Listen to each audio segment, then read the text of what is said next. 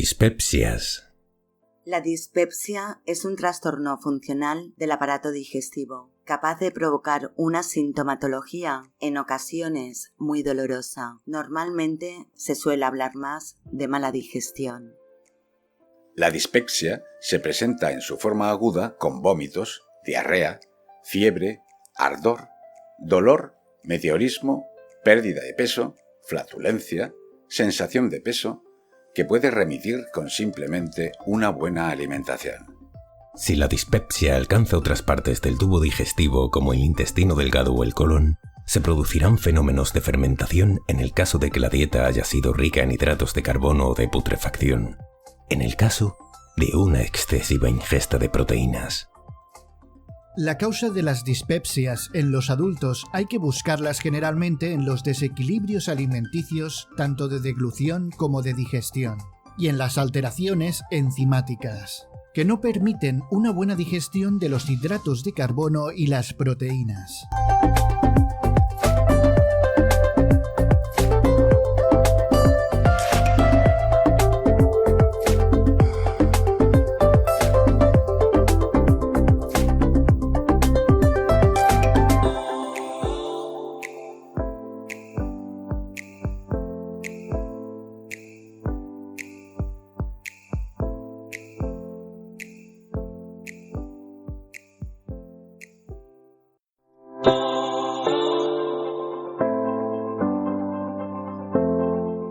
Buenas tardes, buenas noches, José Ramón.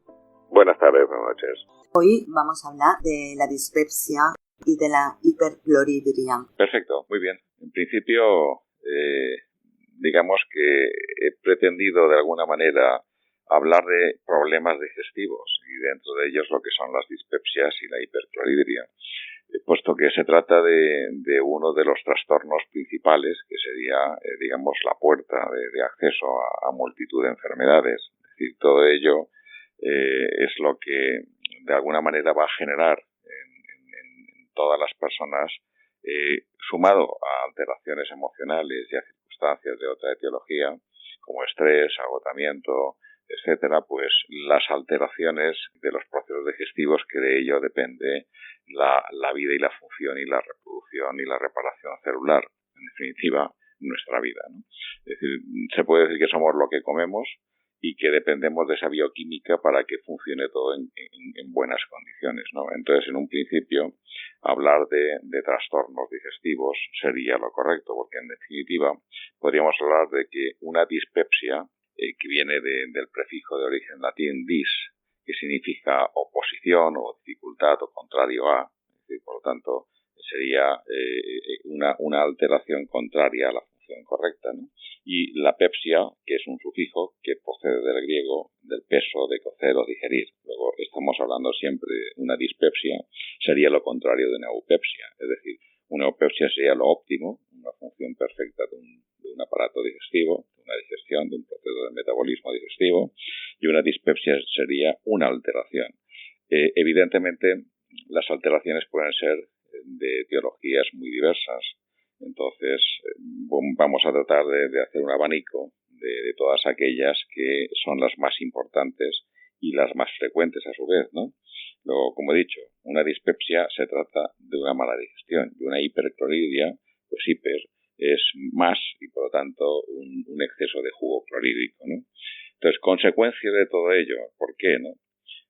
Pues, vamos, en principio está en que cuando nosotros nos alimentamos, es decir, tomamos alimentos por la boca, y esto lo hemos hablado en otras ocasiones, en otros artículos, pues pensamos que ya hemos metido alimentos y que obviamente el organismo va a, digamos, aprovechar el valor nutricional de los mismos, ¿no? Y esto no es así, ni mucho menos, ¿no? Puesto que siempre lo he explicado, ¿no? De la boca al ano es un tubo que pasa por dentro de nosotros, pero todavía no es nuestro interior. Es decir, todo lo que no haya llegado a través del sistema portal a la vía hepática y de ahí llega a la circulación sanguínea no es dentro de nosotros. Por lo tanto, siempre lo he dicho, podemos estar sobrealimentados pero malnutridos, ¿no? Puesto que nuestro organismo solamente se nutre de lo que asimila y no de lo que come, ¿no? Bien, pero ¿qué pasa? ¿Cómo comemos los alimentos? ¿Cómo los procesamos? Tanto mecánica como químicamente, ¿no? Empezamos la digestión por la boca, al menos de muchos alimentos, sobre todo de los almidones, ¿no? Entonces, no masticamos bien. En general, se come deprisa, o la dentadura tampoco tiene todas las piezas, o no encaja bien, no hay una buena oclusión de la boca, y por lo tanto no se pueden romper las estructuras proteicas y fibrosas de los alimentos. Con lo cual, ¿qué es lo que sucede? Que nos encontramos con que muchos de los alimentos están sin procesar, y tampoco al comer deprisa, al engullirlos, hemos permitido que, digamos que los dientes actúan como cristales de cuarzo y mandan información a través del cerebro a todos los sistemas, pues estimulen la producción de jugos gástricos, pancreáticos, hepatobiliares, para que el organismo se prepare y puedan producir lo que ahí va tal alimento, pues vamos a producir estas sustancias necesarias para poder digerirlas, ¿no?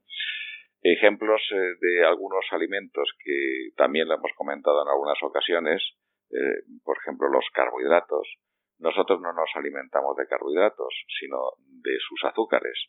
Y para poderlos digerir, empezamos porque cuando los metemos en la boca, en la boca hay unas glándulas, las glándulas parótidas, que producen una enzima, que es la pitialina o tialina, la cual es la encargada de transformar el almidón de esos carbohidratos en una maltosa. Esa maltosa se transforma posteriormente en el estómago en una destrosa, y esa destrosa en el intestino se transforma en una glucosa y se absorbe y pasa al ciclo de Krebs y todo el proceso que conlleva para producir energía mitocondrial. Pues muy bien, lo que ocurre cuando comemos deprisa y no masticamos correctamente es que, aun teniendo una buena producción enzimática de esa enzima, la pitialina, no da tiempo a que ese almidón se mezcle y pueda transformarse en la boca, lo engullimos muy rápidamente. Con lo cual, vamos a percibir las características organolépticas de ese alimento, es decir, un plato de arroz, un plato de pasta, de legumbres, de patatas, de boniatos, y vamos a percibir, bueno, su característica de sabor, de textura, etcétera, ¿no? Y decir qué bueno está, o qué malo está, o que está regular, pero no vamos a aprovechar su valor nutricional y vamos a tener una indigestión, vamos a tener una dispepsia, un trastorno, es decir, una dificultad en el proceso de metabolismo de ese alimento, puesto que no va a estar en las condiciones óptimas para poder ser metabolizado y absorbido y aprovechado sus nutrientes, ¿no?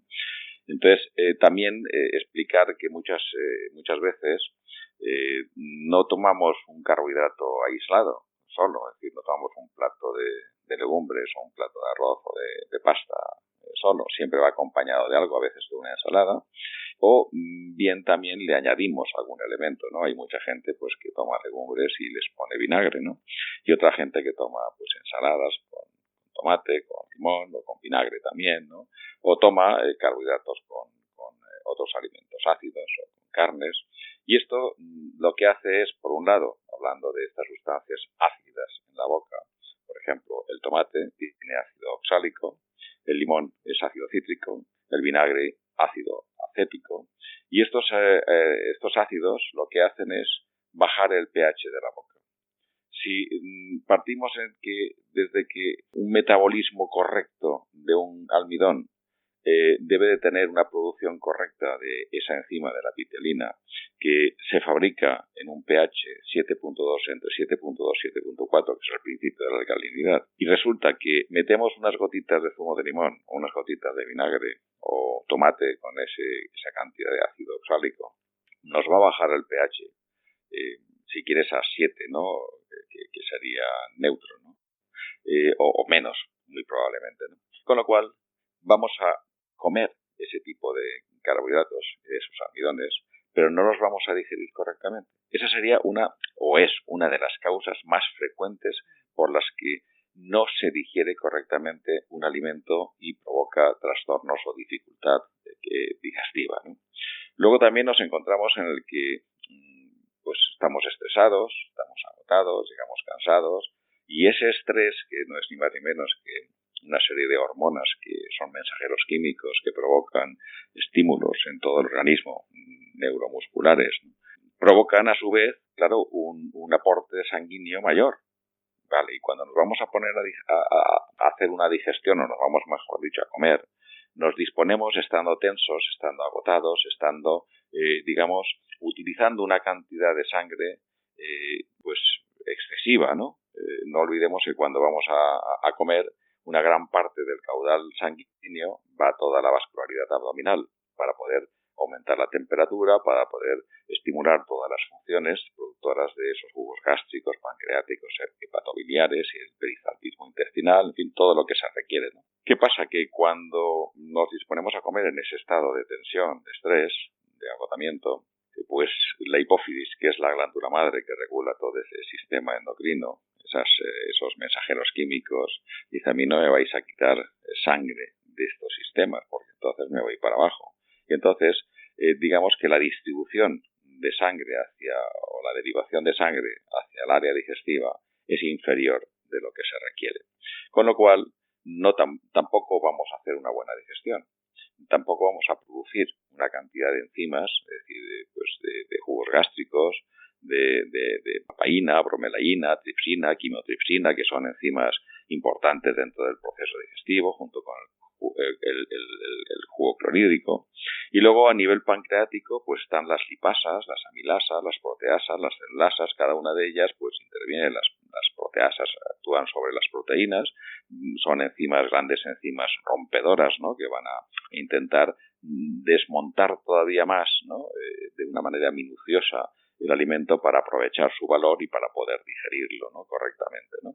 Las proteasas, ¿no?, actúan, como he dicho, sobre las proteínas. Las lipasas actúan sobre las grasas, la amilasa sobre los carbohidratos, y las otras enzimas pues actúan sobre el resto de las fibras, ¿no?, es decir, principalmente, ¿no?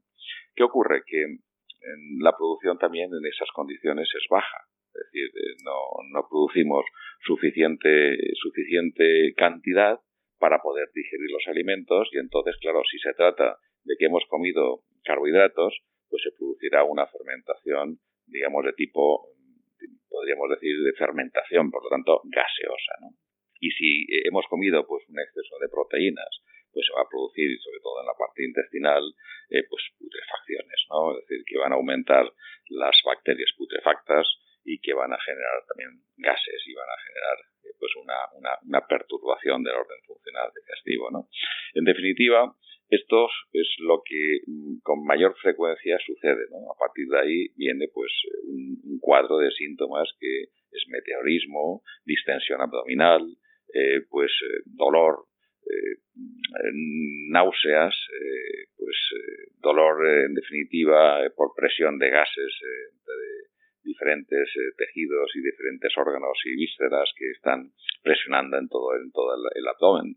Es decir, presionan de una manera, es decir, que el gas es muy comprimido a veces y llega hasta incluso pues a provocar en el músculo psoas y en las vértebras pues desplazamiento y presión, y va a provocar pues eso, que se desplacen los discos intervertebrales, produce extrusiones o protusiones en los mismos, y claro, un dolor intenso, ¿no? Es así. Generalmente es esto, ¿no?, lo más frecuente, ¿no? Las combinaciones de alimentos es otra de las cosas que generalmente pues contribuyen a provocar esas dispepsias o esos trastornos, en definitiva, porque, como he dicho, una dispepsia no es ni más ni menos que una mala digestión que aparece con un cuadro sintomático que varía, ¿no? Es decir, hay quien tiene diarrea, hay quien tiene vómito y diarrea, hay quien tiene simplemente muchos gases, hay quien tiene un malestar, una pesadez, y claro, esto va acompañado generalmente de una hiperclorhidria, es decir, provocamos muchas veces también incluso, pues imagínate bebiendo una cantidad de líquido excesivo y además con temperaturas frías. Esto lo que contribuye es a aumentar más necesidad, puesto que el agua es un disolvente universal y por lo tanto más necesidad de jugo clorhídrico. Entonces provocamos más hiperclorhidria, ¿no? Y además diluimos a su vez las enzimas, con lo cual la digestión cada vez es más dificultosa. Entonces, esto es, en definitiva, es muy simple, tiene sus matices, evidentemente, Pero un trastorno digestivo, como he dicho antes, es el principio de las enfermedades. Empieza, como decía bien en ese pasaje, que lo hemos comentado también algunas veces, en el pasaje del Quijote, le decía el Quijote a uno de sus yoes, que era en definitiva Sancho, su escudero, ¿no? Que era la parte glotona, un yo glotón, ¿no?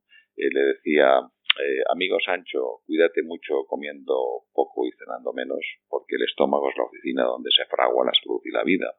Y esa es una realidad, ¿no? El estómago es donde se fragua la salud y la vida. Es decir, dependiendo de lo que comemos y cómo lo comemos y cómo lo procesamos, vamos a tener con el tiempo, claro, no es algo que sucede así de forma repentina, ¿no? Puesto que, en definitiva, ¿para qué comemos? Pues para aprovechar el valor nutricional de los macronutrientes y los micronutrientes que aportan los alimentos, y para eso tenemos una serie de procesos mecánicos y químicos que debemos de respetar y de llevar a cabo de una forma correcta para, en definitiva, obtener esos nutrientes que van a ser el combustible para que funcionen nuestras células. Dependiendo de la naturaleza de lo que comemos y de cómo lo procesamos, tendremos más o tendremos menos.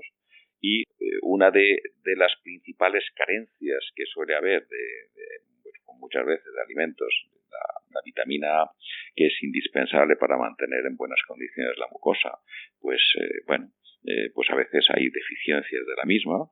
Y muchos de los alimentos que son agresivos, como por ejemplo el café es altamente irritativo de la mucosa gástrica, el alcohol, las frituras que generan ácido butírico, las carnes, que son altamente dificultosas, o sea, difíciles de digerir. Las combinaciones, las mezclas que hacen todavía mucho más dificultosa la digestión y los procesos de aprovechamiento o de extracción de nutrientes. En definitiva, esto es muy simple, como he dicho antes, pero que es la puerta de las enfermedades.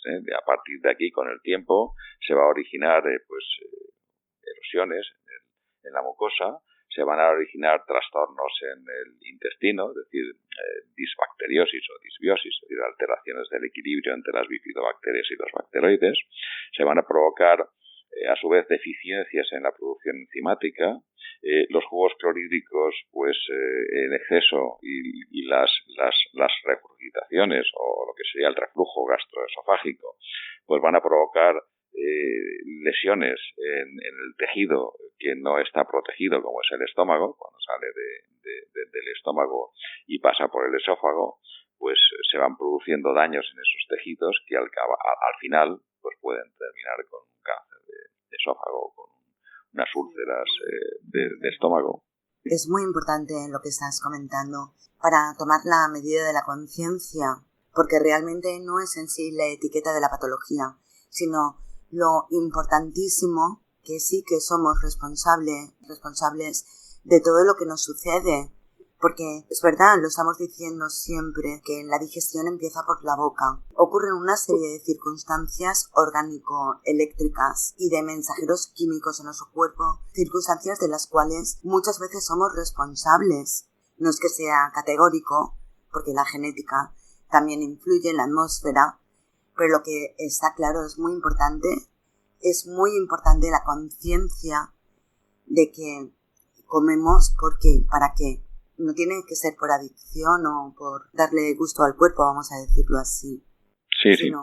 Es muy importante este tipo de conciencia, porque no es el hecho en sí de las patologías, sino el hecho de concienciarse que tenemos una responsabilidad con nuestro cuerpo, que no es que nos haya tocado porque sí, punto. Bueno, quería hacer este pequeño inciso. Sí. Pero fíjate, yo vuelvo otra vez a insistir en ello. La medicina, que es una boya de salvamento ante una situación de urgencia, en lo que es la medicina interna del día a día, trata solamente de los síntomas. Y no le importan las causas o las atribuye erróneamente te ha tocado o a determinados bichitos o a determinadas circunstancias que a veces, están, digamos, fragmentadas y tienen una parte de realidad, de verdad, ¿no? pero no en el contexto real y completo, ¿no? Holístico, ¿no? Y por lo tanto hay que verlo pues desde todas las perspectivas, desde todos los ángulos y ver cómo vive el estilo de vida de esa persona, ¿no? Puesto que el agotamiento, que el estrés conduce a un agotamiento, las tensiones nerviosas, las preocupaciones, en fin, todo eso son estresores que van provocando agotamiento, y siempre lo he dicho que el agotamiento es la causa fundamental de todas las enfermedades, pero el agotamiento porque muchas veces, un ejemplo, ¿no? Comemos deprisa, estamos sobrealimentados pero malnutridos, con lo cual hemos agotado las reservas de vitamina A, que es importante para las mucosas, o de otros nutrientes, es decir, es un ejemplo simplemente, ¿no? Porque es muy complejo, ¿no? Y cuando entramos ya en la bioquímica, ¿no? Entonces, claro, hay tantos alimentos que aparentemente sientan bien, pero que no se procesan correctamente, y que con el tiempo, aunque digo, no, a mí me sienta todo bien, la procesión va por dentro, ¿no? Porque producen una cantidad de reacciones que, bueno, serían larguísimas de explicar, ¿no? Pero podría poner ejemplos, ¿no? O sea, la leche cuando va ya es indigesta de por sí, multitud de alteraciones, pero cuando va, digamos, junto con azúcar, es altamente indigesta. Entonces, bueno, pues aquí tenemos un ejemplo, ¿no? Las frituras, pues lo mismo, ¿no? Las frituras son muy difíciles de digerir y generan a su vez cantidad de desechos y de sustancias que, bueno, van a ser absorbidas por el sistema portal y que van a llegar al torrente sanguíneo y van a tener que ser combustionadas, simplificadas, derivadas, expulsadas, es decir, todo ello, ¿no? Se consume multitud de grasas y alimentos basura y además, ya te digo, comiendo muy deprisa. Los encurtidos, los ahumados, son pues alimentos que se abusa de ellos constantemente, ¿no? Y tienen un sabor, digamos, muy agradable, ¿no? Y por lo tanto, pues gustan.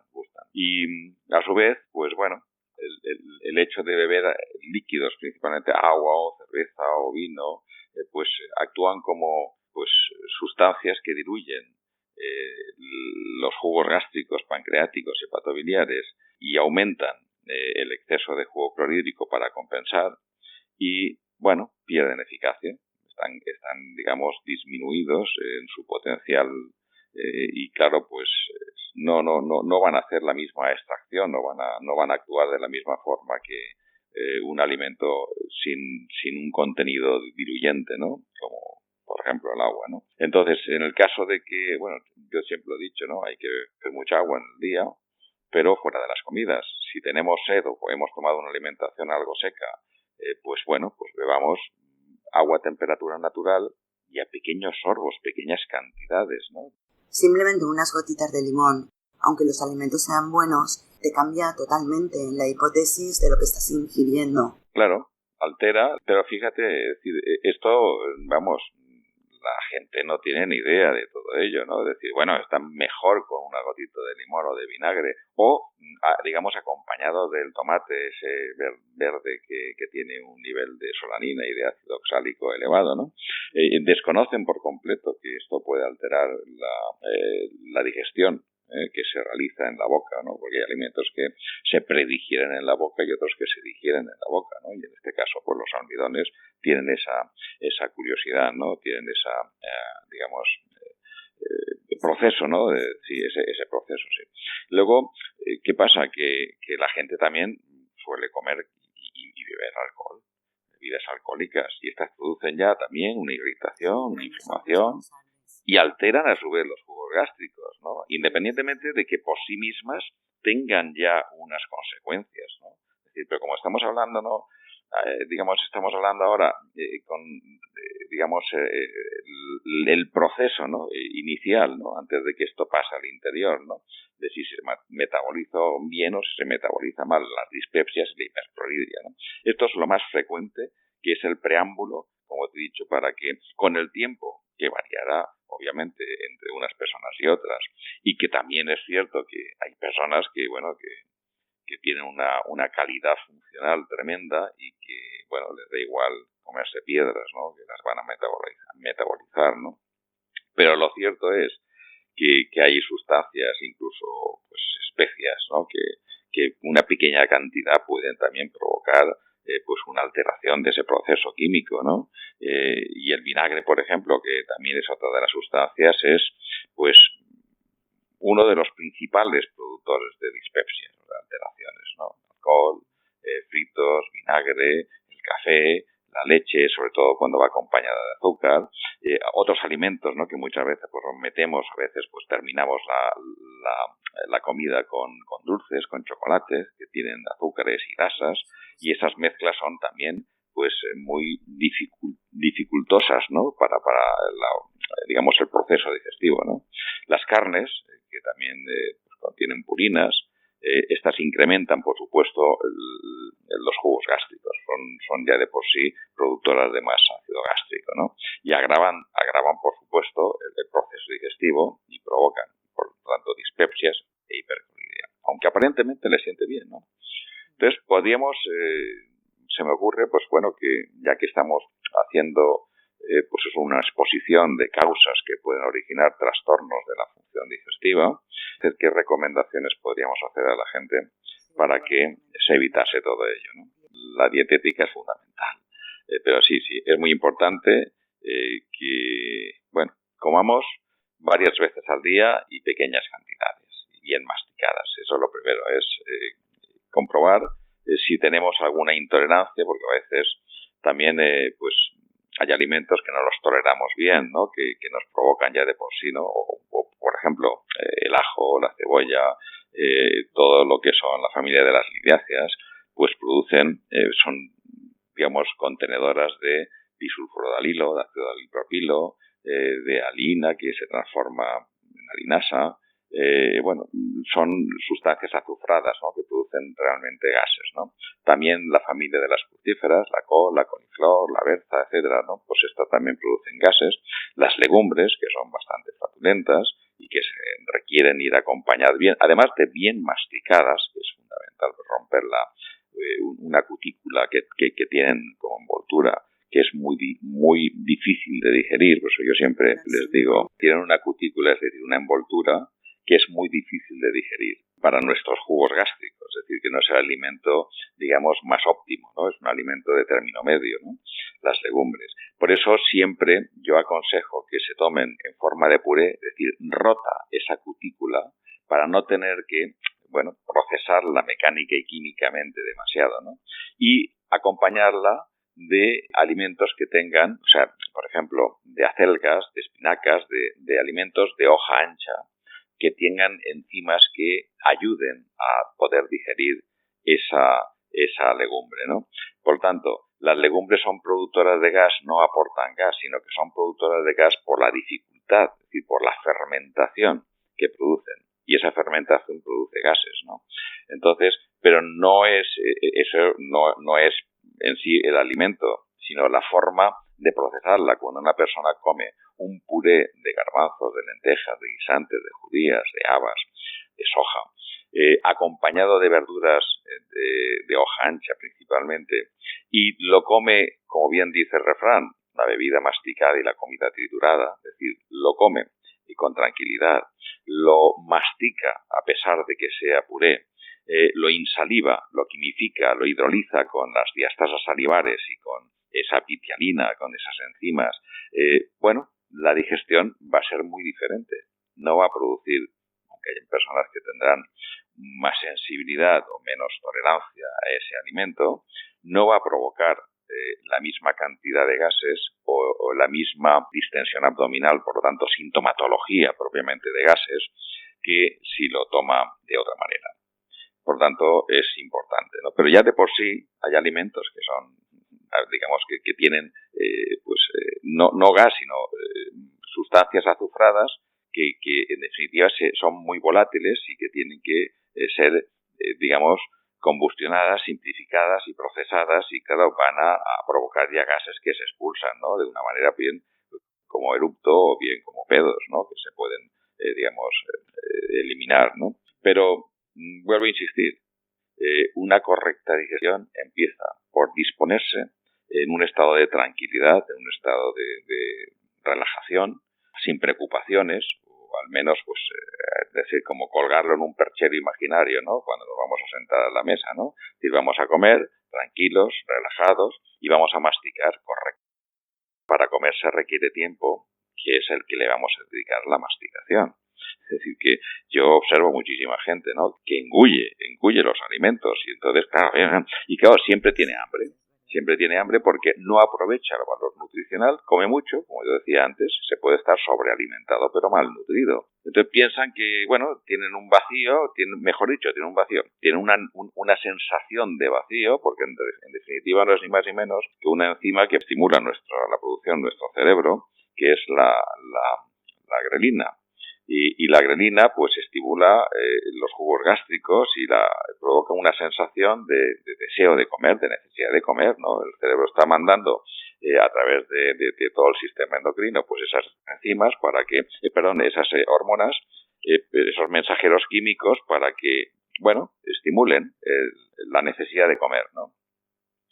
En definitiva, todo esto está a la orden del día en toda la gente, es lo más frecuente, ¿no? Aunque hayan personas que a mí me sienta todo bien, pero un día fulanito o fulanita tiene tal o tiene cual enfermedad, pero si nunca había tenido ningún síntoma, nunca le había sentado nada mal, nunca había ido al médico, ¿no? Vamos a llamarlo así, ¿no? Entonces, claro, casi es mejor que se queje el organismo, porque al menos así podemos saber de qué picojea nuestro organismo, ¿no? De que digamos, tenemos que protegernos, que tenemos que corregir, ¿no? De que tenemos que, digamos, prestar atención y modificar dentro de nuestros hábitos habituales, ¿no? Por tanto, ahí está. No se trata simplemente nada más que de un trastorno digestivo, de una hipercloridia o de unos síntomas, digamos, por alteración de los alimentos que hemos comido y que no somos capaces de digerirlos correctamente. Entonces se puede producir cuando están todavía en el estómago y no se han podido digerir correctamente, pues bueno, el organismo es sabio e intenta, pues eso, no meter para adentro ese alimento mal procesado, puesto que va a sentarle mal y lo tira fuera, provoca una reacción para provocar el vómito y expulsarlo, ¿no? Entonces decía, hombre, es que me ha sentado mal. Claro, te ha sentado mal, pero vamos a analizar por qué. Es obvio, ¿no? Merece la pena siempre. Es mejor porque es un aviso, ¿no? Que nos da el organismo, ¿no? Para poder corregir esas alteraciones. Entonces, bien, ¿qué alimentos podríamos recomendar a la gente? Pues mira, hay multitud de ellos. Por ejemplo, la papaya, que contiene, bueno, la papaína y la bromelaína, que hablábamos, dos enzimas importantes en el estómago. Pues la papaya contiene papaína y es importante para poder digerir las proteínas principalmente, y la piña también, que contiene bromelaína. Estas facilitan en definitiva la digestión, ¿no? Todas las hortalizas crudas, si se toman bien masticadas, también estimulan los procesos digestivos, ya que tienen fibra y también tienen enzimas en sí mismas, ¿no? Por tanto, vuelvo a insistir, masticar es el objetivo, ¿no? Masticar, estar relajado, masticar correctamente y, por supuesto, no nos olvidemos de que solo faltando una pieza en la dentadura, una sola pieza, se nos van a escapar por ahí multitud de alimentos que no van a ser procesados y vamos a creer que digerimos bien, ¿no? Que masticamos bien y por lo tanto digerimos bien. Pues no, solo faltando una sola pieza. Por ahí la importancia que tiene, ¿no? También la calabaza asada, por ejemplo, es una crema de calabaza o calabaza al horno, pues es muy suavizante de la mucosa, sobre todo del estómago, y produce una disminución de ácidos. La patata también es antiácida y sedante, un puré de patatas, un puré de patatita me ha sentado muy bien y tal, ¿no? Se puede tomar principalmente al vapor o asada. La manzana también, manzana asada, manzana al horno, pues actúa también como un desinflamante del aparato digestivo, de toda la mucosa, de todo el tejido, ¿no? El aguacate, la chirimoya, que también neutralizan el exceso de ácidos y son calmantes. La tapioca, también, que es un alimento suavizante y protector del aparato digestivo. El arroz, que también tiene un efecto antiinflamatorio sobre las mucosas digestivas, sobre todo integral, bien cocido, bien procesado y bien acompañado de verduras, de hortalizas, principalmente, como he dicho antes. También la zanahoria, que es un alimento que contiene vitamina A y fibra, y también neutraliza el exceso de acidez y protege la mucosa y la repara, por tanto, por lo de vitamina A. Y siempre, pues, como yo siempre digo, pues que no cubrimos los requerimientos nutricionales por la alimentación, ¿no? Puesto que las necesidades cada vez son mayores por la cantidad de contaminantes domésticos, industriales y medioambientales, la cantidad de estrés y, por lo tanto, de tensiones y de preocupaciones y todo lo que conlleva, es más gasto y, por lo tanto, más necesidad, ¿no? Entonces, hace falta aportar en algunos casos, pues uno tiene que hacer un profesional que conozca a la persona y que la valore, que la evalúe y que conozca pues esas deficiencias que puede tener, ¿no? Aquellas causas que pueden haber, digamos, participado para llegar a esta situación que presenta y tiene que valorar si procede dar pues vitamina A, en qué forma, si la provitamina A en la forma de betacaroteno o la vitamina A en la forma de ácido retinoico, las enzimas pues que correspondan, si son enzimas gástricas o pancreáticas, si tiene que dar pues la betaína hidroclorídica, que son, digamos, junto con los probióticos, pues complementos muy importantes para una buena digestión, principalmente, ¿no? Luego, volvemos a recordar aquellas palabras del Quijote, ¿no? Cuídate, amigo Sancho, comiendo poco y cenando menos, porque el estómago es la oficina donde se fragua la salud y la vida. No nos olvidemos que esa es una realidad. Y quien lo escribió era una persona aguda, una persona nerviosa, una persona ulcerosa, que tenía un yo glotón y le gustaban aquellas sustancias que irritaban y que provocaban. Bueno, en definitiva, vibramos en unas determinadas frecuencias que son armónicas con aquellas cosas. Luego, una persona que tenga una irritación tendrá una cierta predilección por tomar aquellos alimentos que le provocan el mantenimiento de esa frecuencia vibracional, es decir, de esa distorsión, esa perturbación de ese orden funcional, ¿no? Entonces, do vibra con do, es armónico con do, re con re, mi con mi, en fin, etcétera.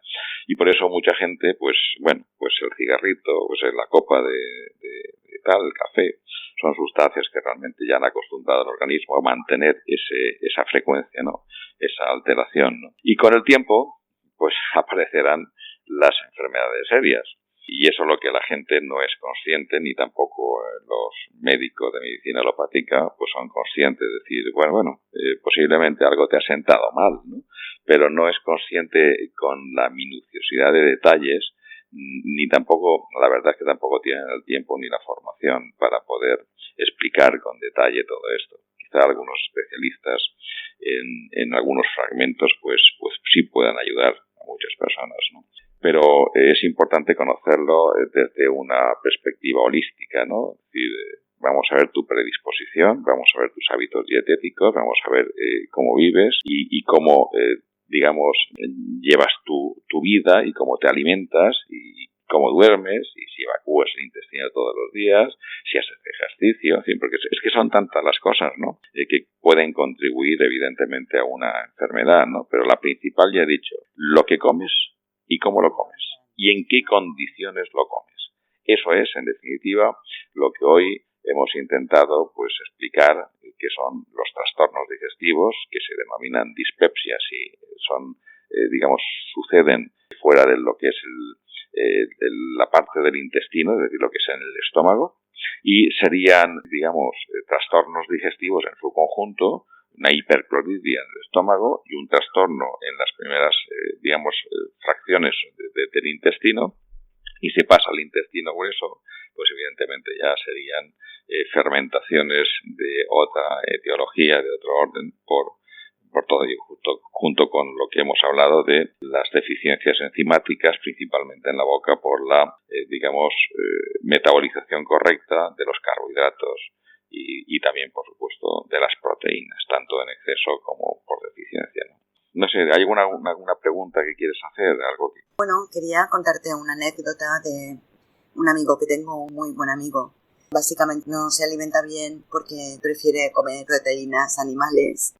Una temporada intentó quitar de su dieta la proteína animal, ser puramente vegetariano. No tenía fuerza, no tenía energía, no podía afrontar el día a día.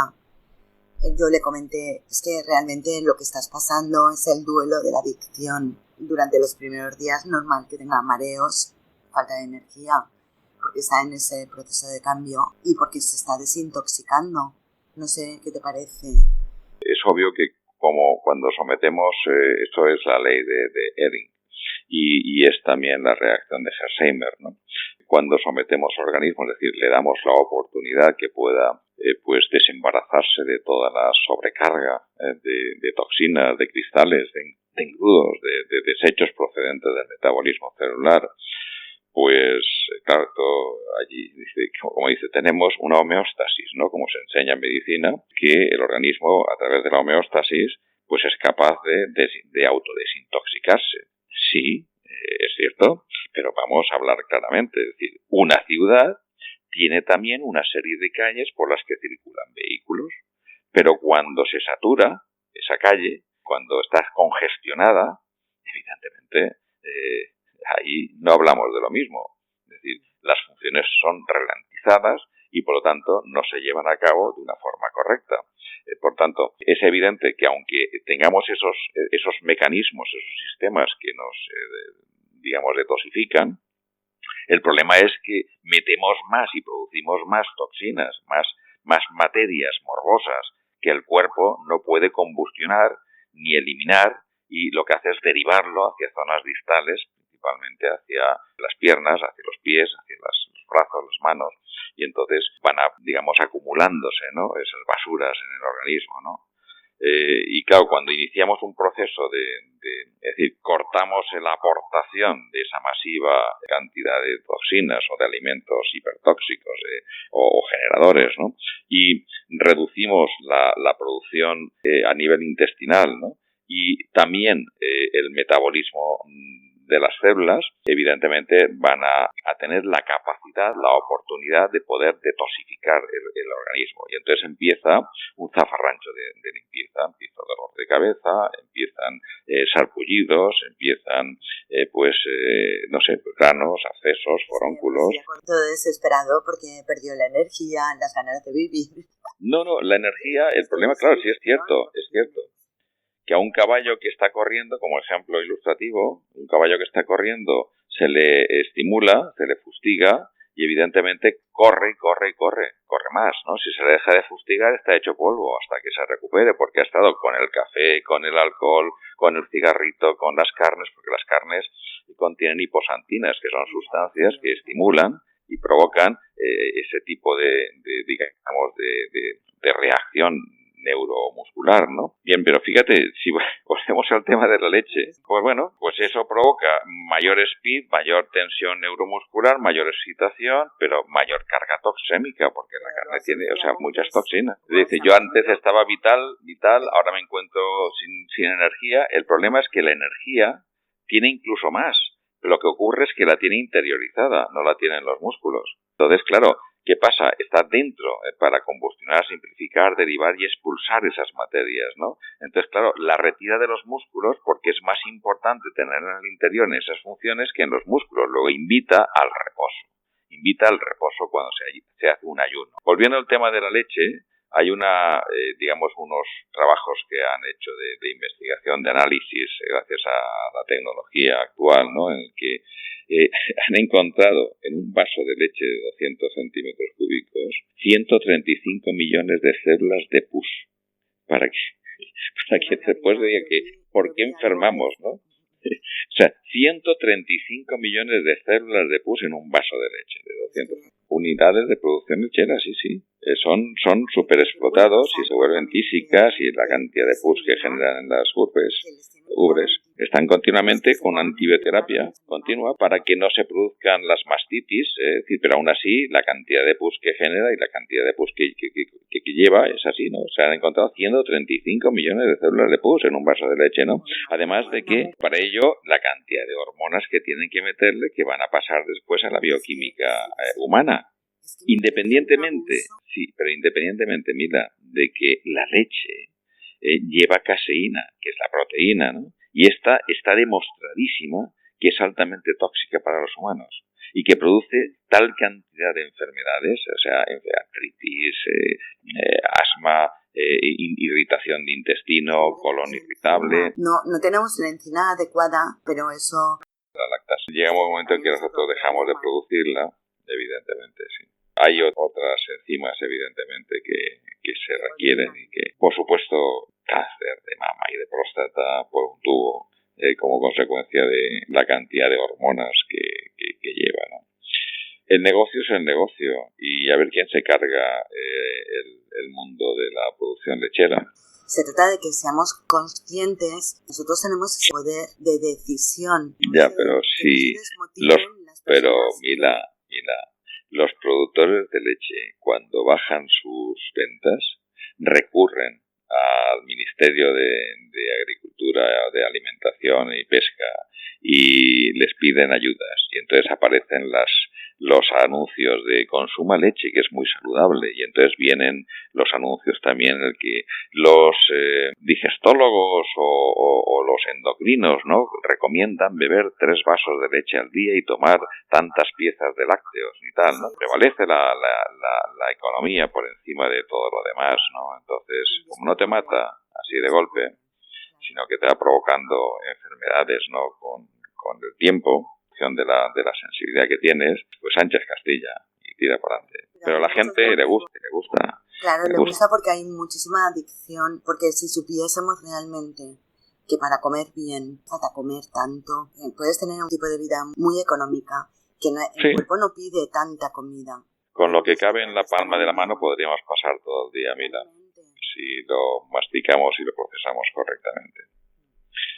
Y con mucha energía, mucha más que la gastamos en otros medios. Siempre he dicho que cada persona tiene derecho a decidir qué riesgos quiere asumir, y nadie tiene por qué criticarle, ¿no? Pero no olvidemos que el mal, como decía Buda, viene de la ignorancia, del desconocimiento. Entonces, si hubiese, sido atendido por un profesional que le hubiese explicado las cosas, también le hubiese explicado las cosas, no cogido del cuello, evidentemente. He dicho, mira, la carne o el pescado o este tipo de alimentos, los huevos, las frituras, el café y tal provocan esa excitación, esa irritación, y tú tienes una sensación de estar pletórico, de estar energético, aunque tengas síntomas de males funcionamientos, ¿no? De mal funcionamiento de algunos sistemas, ¿no? Malestares en general, ¿no?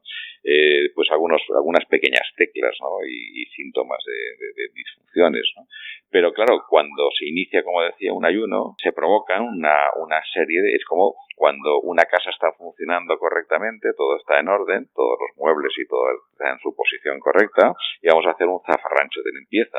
Pues movemos todo y se produce un caos, como un desorden, pero dentro de ese caos hay un proceso que se está llevando a cabo que tiene una etiqueta de caducidad, ¿no?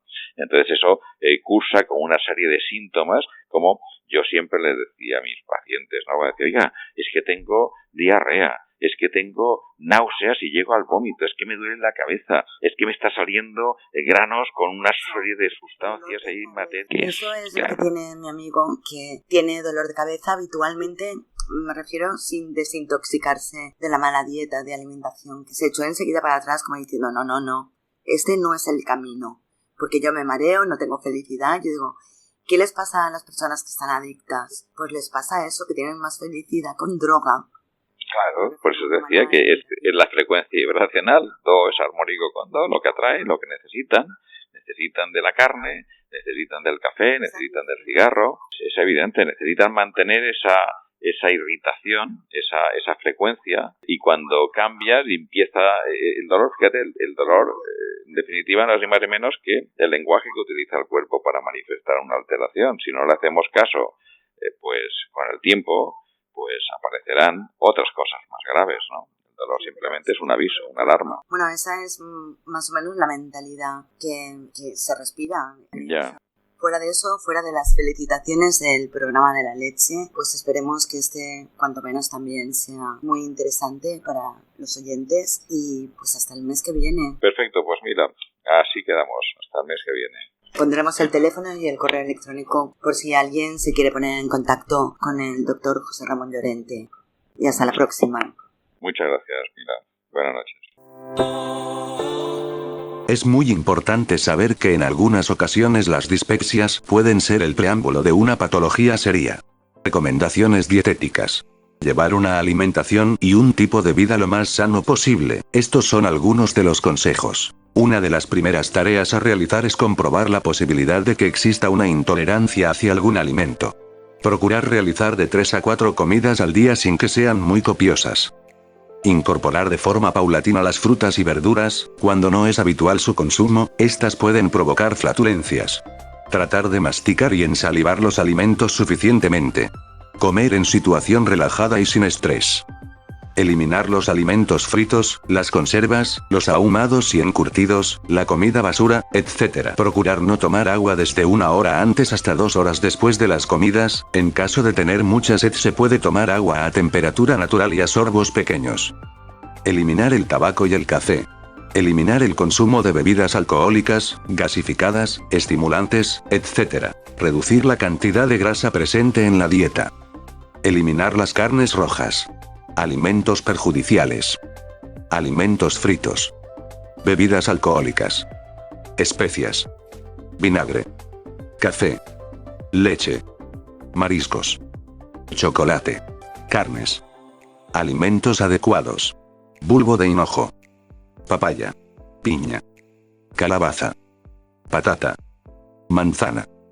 Chirimoya y aguacate. Tapioca. Arroz. Zanahoria. Complementos. Vitamina A. Enzimas digestivas. Probióticos. Betaína hidroclorhídrica HCl.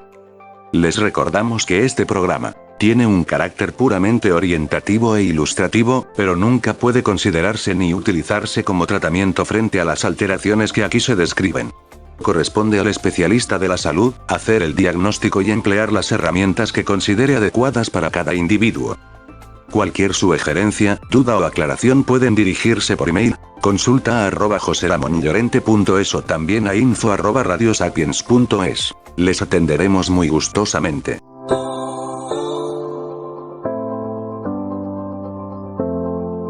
La nutrición o medicina ortomolecular utiliza sustancias que existen en el cuerpo humano de forma natural y necesarias para la vida, con el propósito de restituir el equilibrio nutricional del individuo. Estas sustancias se suministran regularmente por medio de vía oral, pero cabe también la posibilidad de suministrarlas vía endovenoso. Por lo tanto, la nutrición o medicina ortomolecular es la parte de la medicina dedicada a la rehabilitación celular, o dicho de otra forma, al restablecimiento del equilibrio químico del organismo. Dando la molécula adecuada en el momento justo, regulamos las alteraciones bioquímicas que aparecen en el organismo, permitiendo no solo tratar, sino prevenir la aparición de enfermedades. Este objetivo se consigue a través del uso de sustancias y elementos naturales como vitaminas, minerales, oligoelementos, aminoácidos, prebióticos, coenzimas, las cuales van a permitir un reequilibrio bioquímico, neutralizando estos efectos y mejorando la calidad de vida. Porque la nutrición o medicina ortomolecular se adapta a cada paciente, se acompaña siempre de un programa nutricional personalizado. Se intenta dar los nutrientes con la mayor biodisponibilidad posible. Además, cada persona tiene un equilibrio metabólico y la nutrición ortomolecular tiene la misión de que cada individuo alcance su mejor forma de salud a partir de su individualidad bioquímica. La nutrición o medicina ortomolecular se utiliza cuando queremos suplementar y ayudar a pacientes con déficits específicos, regular funciones biológicas, corregir déficits nutricionales crónicos provocados por una dieta pobre en nutrientes, actividad física, biología, tóxicos como el tabaco, polución ambiental, estrés. Los déficits crónicos o subclínicos suelen pasar desapercibidos y sin tratamiento correspondiente.